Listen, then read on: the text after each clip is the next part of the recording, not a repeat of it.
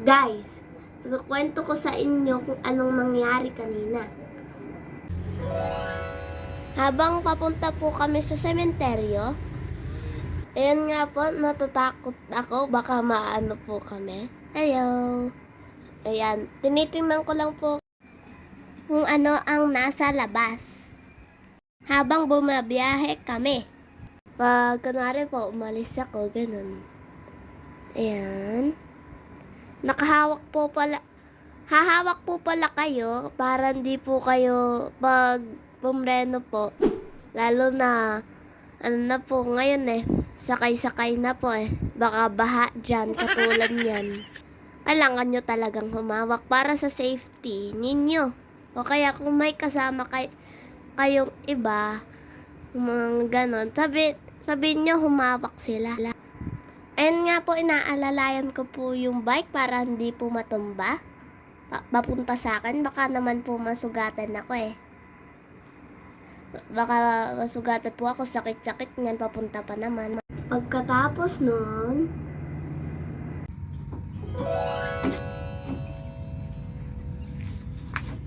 nandito na po tayo.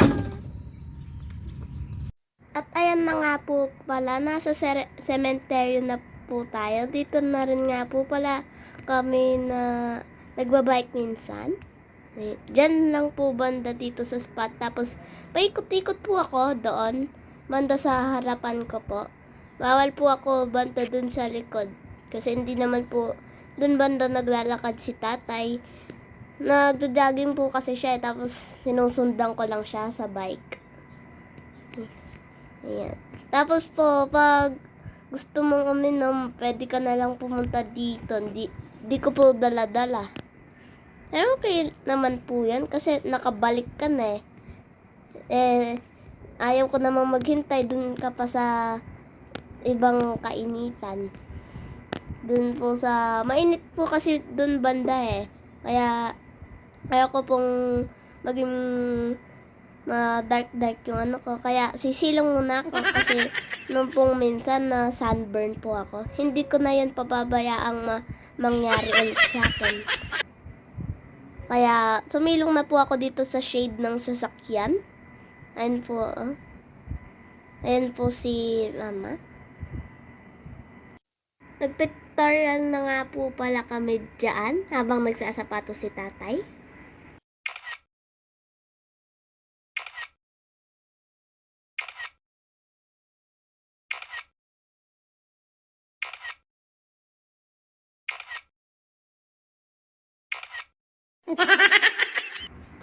Ayan nga po, magsisimula na po ako magbike na dumaan na po si tatay. Kaya ayan po, ready na ako. Ngayon po, ginawa po namin to ulit kasi po, tinanong ako ni tatay kung gusto ko, tapos pumayag ako. Ayan nga po, sa unang-una, natutumba po ako kasi po, nakalimutan ko na po matagal-tagal na rin po kami hindi nagbike.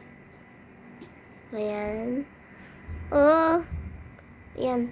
Tinatry ko po ulit, never give up. Yan yung always key ko sa utak ko. At ayan na nga po, napapagana ko na nga ng content. At nung try ko na nga, napalakad ko na po yung bike. Ayan pa po ako, tumatabi po ako. Nakalimutan ko nga po, right is my way. Ayan. Ayan po ako, ayun Ay, kaya ko to. Hindi ko po masyadong nakokontrol kasi po nung dati po nakokontrol ko. Tapos po ngayon nahihirapan na ako kasi parang isang years na po yata kaming hindi pumunta dyan Si tatay lang po yung pumupunta banda dito. At ayan na nga po pala ako, parang race yung ginagawa ko. Stop na po pag pagod na para makapahinga naman. At maya-maya lamang,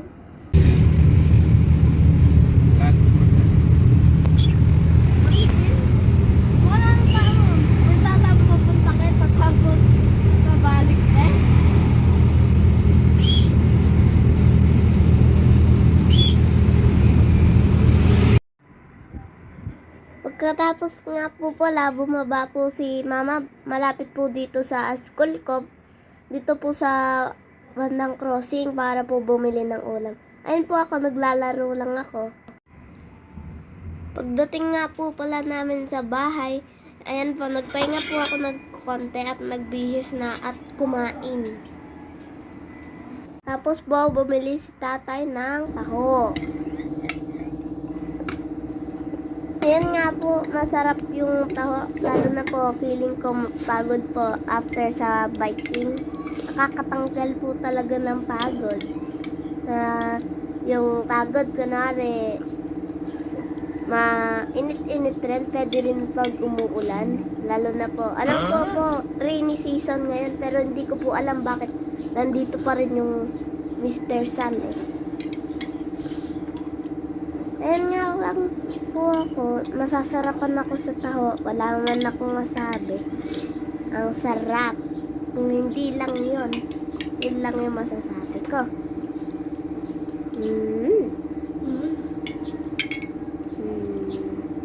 Tapos po, ang sarap-sarap po, hindi ko alam bakit ang dami nung maliit na ball yung ginagamit yata. Yung pwedeng kainin. Opo, nakain yun. Yung parang matigas na hindi talaga matigas. Hindi ko ma-predict kung ano yung ano niya. Pero, ano niya, very smooth siya. Pwede mo pa siyang mapagalaw sa ngipin. Tinry ko na nga po yun kaso na ano pa eh, nahulog eh. Pero gumam naman po. Ayan, malapit na nga po palang maubos. Ini-slide ko na lang nga po pala para makuha yung last na parang, alam ko sabaw. Ayan po, ayan o. Ayan. Tapos po, hanggang sa wala na. Tapos, ininom ko na po yung remaining. Ayan. Ang sarap po talaga. Ayan po, ubos na siya. Yun lamang po yung kwento ko for today. Thank you for watching. Bye-bye. See you next time.